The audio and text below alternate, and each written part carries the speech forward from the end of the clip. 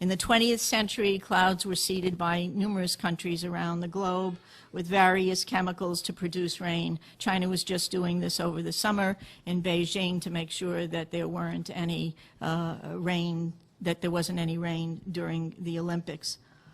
But all this has changed dramatically with the U.S. military's secretive research and plans to control the planet's natural weather. This has not been given very much press, and we have to remember that we have a corporate-owned press where 85% of radio, television, and print media is owned by 5 corporations. So they're not going to talk about things that are of really serious consequence, and that's somewhat of the blessing, a mixed blessing of the Internet, but there's certainly plenty of information on weather modification. The Air Force is on record as saying, quote, they want to control the weather by 2025, and we are not talking about just seeding the clouds for rain.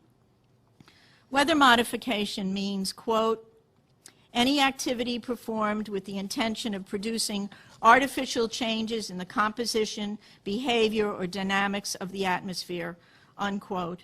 And as of April this year, there are more than 150 different weather modification programs around the world.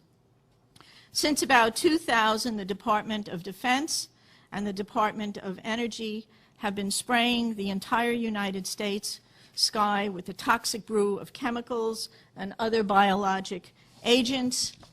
Do we have that? Can we do that? Just want to show you something.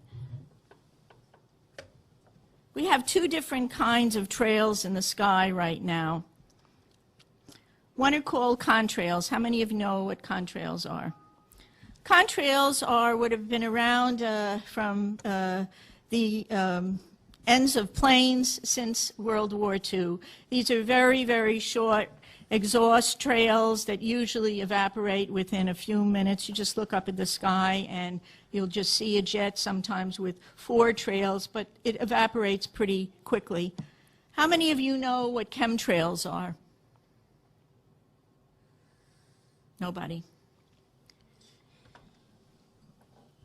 The military and some commercial planes are spraying us with what are called chemtrails. I want you to look at the, and oftentimes before there's a weather front, there are heavy assaults from these planes just before a weather front is changed and comes in. Military and some commercial jets have been fitted with huge barrels of at least 49 different kinds of documented chemical poisons.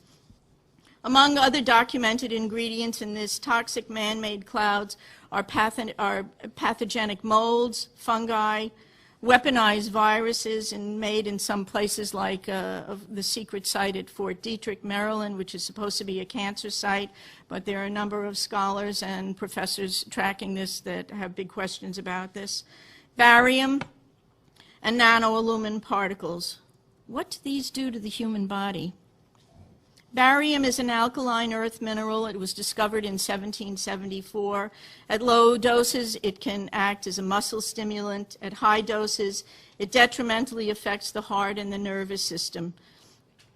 Barium is toxic to all mammals, and that means not just humans. Aluminum, which is the most abundant metal in the Earth's crust, is known to diminish kidney function and destroy brain cells and cognitive function. Just think about it. Just between the aluminum and the mercury that we're breathing all the time, we've got already a serious issue about brain function and cognitive function. There is also documented evidence that the aluminum in chemtrails is released as nanoparticles, and that when they reach the Earth environment for wildlife, in lakes and streams, it's causing serious problems with wildlife there. Researchers are also finding that nanoparticles interfere with the growth of plants.